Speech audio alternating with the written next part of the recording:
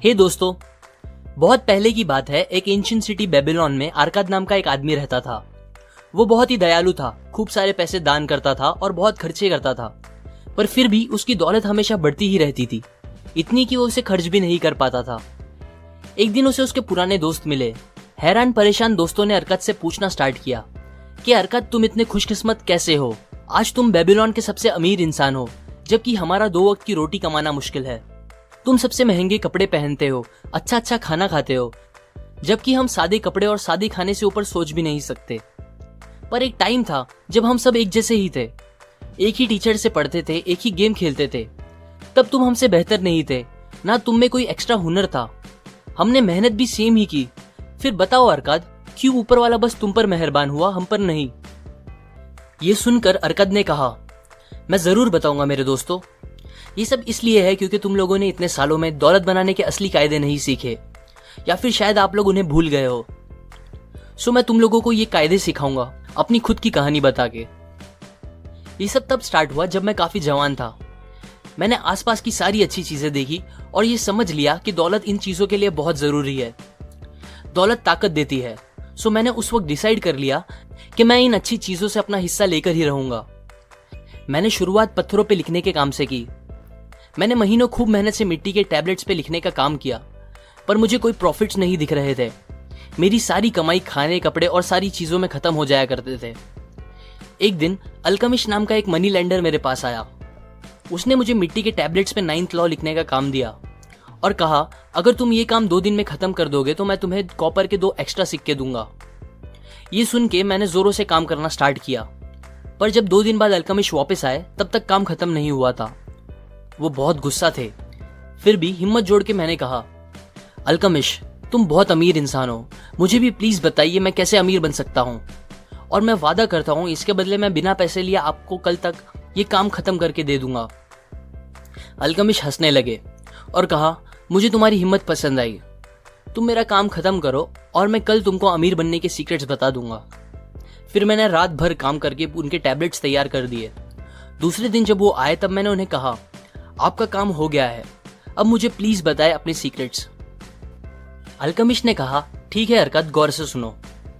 मुझे अमीर बनने का रास्ता मिल गया जब मैंने ये डिसाइड किया कि मेरी कमाई का एक हिस्सा मुझे हमेशा अपने आप को देना चाहिए।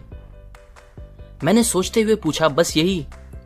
उन्होंने मुस्कुरा के कहा, बस यही ने एक भेड़ चराने वाले आदमी को एक मनी लेंडर बना दिया, जो कि तुम्हारे सामने खड़ा है। क्या तुम कपड़े बनाने वाले को उसके काम के लिए पैसे नहीं देते, सैंडल बनाने वाले को और बाकी सब लोगों को?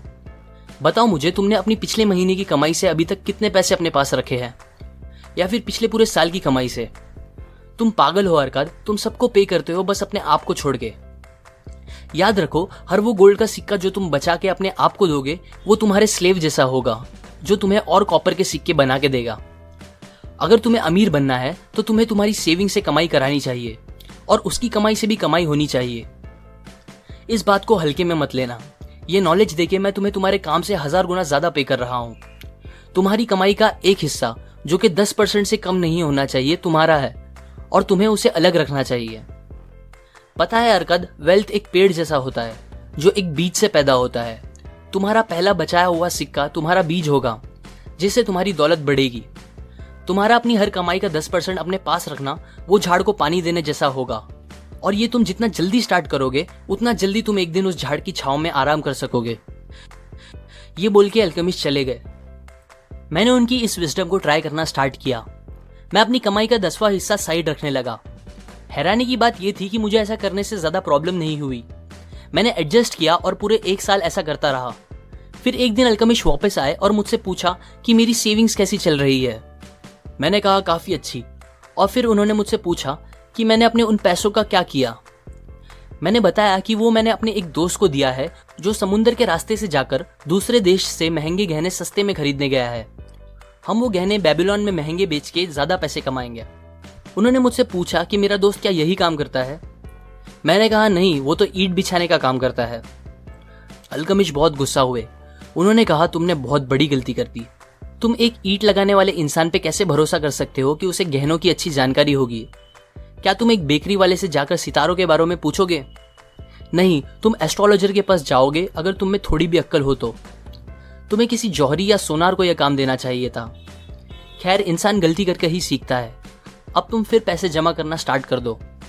ये बोल के वो चले गए। अल्केमिस्ट की बात सही निकली। मेरा दोस्त दूसरे देश में जाके उल्लू बन के आया था। उसने उन पैसों में नकली गहने खरीद लिए थे और हमारे पैसे डूब चुके थे। पर मैंने हार नहीं मानी और फिर से शुरुआत की। 1 साल और बीत गए। इस बार जब अल्केमिस्ट वापस आए तो मैंने उन्हें बताया कि इस बार मैंने अपने पैसों से पीतल खरीदा और उसे ढाल बनाने वाले को दे दिया, जो मुझे कुछ महीनों के गैप में प्रॉफिट का हिस्सा दिया करता है। अल्केमिस्ट को ये अच्छा लगा। फिर उन्होंने पूछा कि मैं उन पैसों का क्या करता हूं। तो मैंने उन्हें बताया कि मैं अपने उन पैसों से अच्छे कपड़े और दूसरी अच्छी अच्छी चीजें खरीदी। अल्केमिस्ट हंसने लगे और कहा कि तुम अपने पेड़ को बढ़ने से पहले ही काट रहे हो। अगर तुम ऐसा करोगे तो वहीं पहुंच जाओगे जहां से शुरू किया था। तुम अपने सेविंग्स के बच्चों को ही खा रहे हो। तुम्हें अभी अपनी कमाए पैसों को फिर इन्वेस्ट करना चाहिए और ऐसा करते रहना चाहिए बिना उसे फालतू चीजों पर खर्च करे। एक टाइम आएगा अरकाद जब तुम दिल चाहे पैसे खर्च कर पाओगे बिना तुम्हारी कमाई को कम किए, पर वो टाइम अभी नहीं है। अब अल्केमिस्ट 2 साल बाद मुझसे मिलने आए। उन्होंने मुझसे मेरे बिजनेस के बारे में पूछा। मैंने कहा अभी तक जितना मैं चाहता था उतने पैसे तो नहीं कमा रहा, पर हाँ, मेरी इन्वेस्टमेंट पैसे बना रहे हैं और उसके बच्चे के बच्चे भी पैसे बना रहे हैं। मैंने फाइनली पैसे कैसे बनाते हैं सीख लिया है आपकी मदद से। ये सुनकर अल्केमिस्ट ने मुझे अपना पार्टनर बना लिया और आज तुम जानते ही हो मैं कहां पहुंच गया हूं। मेरे अमीर बनने के सीक्रेट्स और वेल्थ बनाने के कायदे मैंने सब इस कहानी में तुमको बता दिए हैं। मैं विश करता हूं तुम लोग भी जल्दी इस नॉलेज को यूज करना स्टार्ट कर दो। सो टू कंक्लूड, इस पूरी कहानी से हमने 3 की लेसन सीखे हैं। पहला, पे योरसेल्फ फर्स्ट। हमें कैसे भी करके हमारी कमाई से एटलीस्ट 10% अपने लिए बचा के रखना चाहिए और बाकी बचे 90% से सारी जरूरतें पूरी करनी चाहिए। कुछ भी हो, उन पैसों को हमें रखते रहना चाहिए जब तक कि उसे इन्वेस्ट करने के लिए सही अपॉर्चुनिटी ना मिले। Number 2, seek advice from people who are competent to give it.